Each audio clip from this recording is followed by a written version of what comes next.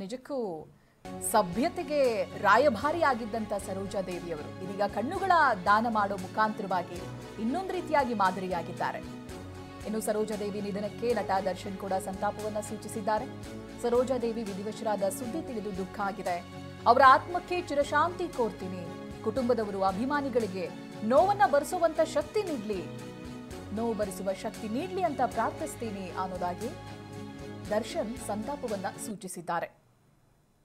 ಗಮನಿಸಬಹುದು, ಬೆಳಗಿನಿಂದಲೂ ಕೂಡ ಸುದ್ದಿ ತಿಳಿದಾಗಿನಿಂದ ಸಾವಿರಾರು ಸಂಖ್ಯೆಯಲ್ಲಿ ಗಣ್ಯಾತಿ ಗಣ್ಯರು, ರಾಜಕೀಯ ನಾಯಕರು, ನಟ ನಟಿಯರು, ಹಿರಿಯ ಕಲಾವಿದರು ಟ್ವೀಟ್ ಮೂಲಕವಾಗಿ ಸಂತಾಪವನ್ನು ಸೂಚಿಸ್ತಾ ಇದ್ದಾರೆ. ಹಾಗೆ ನೂರಾರು ಸಂಖ್ಯೆಯಲ್ಲಿ ಬಂದು ಅಂತಿಮ ದರ್ಶನವನ್ನು ಕೂಡ ಪಡೀತಾ ಇದ್ದಾರೆ. ಕೆಲವೊಂದು ವಿಚಾರಗಳು ಇವರ ಜೀವನದ ಸಿನಿಮಾ ಹಾದಿಯನ್ನ ನೋಡಿದಾಗ ಹೌದಾ ಹೀಗೂ ಇತ್ತ ಅಂತ ಅನ್ಸುತ್ತೆ. ಬಹಳಷ್ಟು ಜನ ಸಿನಿಮಾದಲ್ಲಿ ಒಂದು ಅವಕಾಶ ಸಿಕ್ಕರೆ ಸಾಕು ಅಂತ ಕಾಯ್ತಾ ಇದ್ದಂತ ಸಂದರ್ಭ.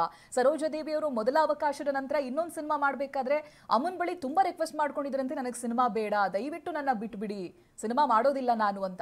ಎರಡನೇ ಸಿನಿಮಾ ಮಾಡಿರೋದು ತಾಯಿ ಬಹಳ ಒತ್ತಾಯ ಮಾಡಿರೋದಕ್ಕೆ ಅನ್ನೋದಾಗಿ ಗೊತ್ತಾಗುತ್ತೆ. ಅವರೇ ಸಂದರ್ಶನದಲ್ಲಿ ಹಂಚಿಕೊಂಡಿರುವಂತ ಕೆಲ ವಿಚಾರಗಳನ್ನ ನೋಡಿದಾಗ ಇಷ್ಟು ಸುಂದರವಾಗಿದ್ದಂತ ಸರೋಜಾ ದೇವಿಯವರು ಸಿನಿಮಾ ಮಾಡೋದಕ್ಕೆ ಒಪ್ಪಿಗೆನ ಸೂಚಿಸ್ತಾ ಇರಲಿಲ್ಲ, ಬಹಳ ಹಿಂದೇಟ್ ಹಾಕ್ತಾ ಇದ್ರು ಅಂತ.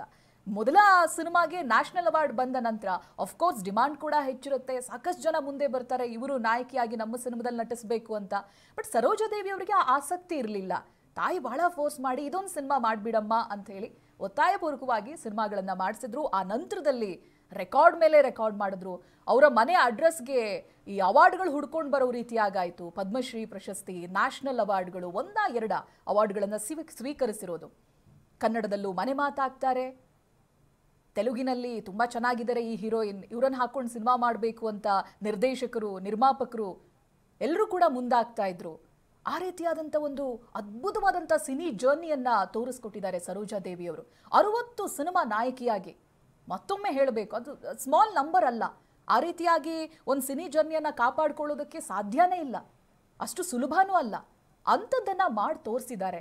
ಅಭಿನಯ ಸರಸ್ವತಿ ಅನ್ನೋದಕ್ಕೆ ನಿಜಕ್ಕೂ ಅರ್ಥವನ್ನ ಕಲ್ಪಿಸಿದ್ದಾರೆ ಸರೋಜಾ ದೇವಿಯವರು. 200ಕ್ಕೂ ಅಧಿಕ ಸಿನಿಮಾಗಳು, ಎಲ್ಲ ರೀತಿಯಾದಂಥ ಶೇಡ್ಸ್, ಎಲ್ಲ ರೀತಿಯಾದಂಥ ಪಾತ್ರಗಳನ್ನು ಮಾಡ್ತಾರೆ. ಬಟ್ ಎಲ್ಲೂ ಕೂಡ ಸಭ್ಯತೆಯ ಒಂದು ಲೈನ್ ಅನ್ನ ಅವರು ದಾಟೇ ಇಲ್ಲ. ಸಭ್ಯತೆಗೆ ಬ್ರ್ಯಾಂಡ್ ಅಂಬಾಸಿಡರ್ ಅಂತ ಹೇಳಿದ್ರೆ ಖಂಡಿತ ತಪ್ಪಾಗ್ಲಿಕ್ಕಿಲ್ಲ. ಅದು ಆರಂಭದ ದಿನಗಳಿಂದ ಹಿಡಿದು ಕೊನೆಯವರೆಗೂ ಕೂಡ 80 ವರ್ಷಗಳ ಆಸುಪಾಸಿನಲ್ಲೂ ಕೂಡ ಅದೇ ರೀತಿಯಾದಂಥ ಒಂದು ಡಿಗ್ನಿಟಿಯನ್ನು ಮೇಂಟೈನ್ ಮಾಡ್ಕೊಂಡು ಬಂದಿದ್ದಾರೆ. ಇದು ಈಗ ಇರುವಂಥ ಕಲಾವಿದರಿಗೆ ಒಂದು ಮಾದರಿ. ಇದನ್ನೇ ಪ್ರತಿಯೊಬ್ಬರು ಕೂಡ ಹೇಳ್ತಾ ಇದ್ರು. ನಿಜಕ್ಕೂ ಅವರು ಒಂದು ರೂಟನ್ನು ಹಾಕ್ಕೊಟ್ಟಿದ್ದಾರೆ, ಒಂದು ಮಾರ್ಗವನ್ನು ಹಾಕ್ಕೊಟ್ಟಿದ್ದಾರೆ. ಹೀಗೂ ಇರಬಹುದು, ಬಣ್ಣದ ಲೋಕದಲ್ಲಿ ಈ ರೀತಿಯಾಗಿ ತಮ್ಮ ಕರಿಯರ್ ಅನ್ನ ಬಿಲ್ಡ್ ಮಾಡಬಹುದು ಅನ್ನೋದನ್ನ ಸರೋಜಾ ದೇವಿಯವರು ತೋರಿಸ್ಕೊಟ್ಟಿದ್ದಾರೆ.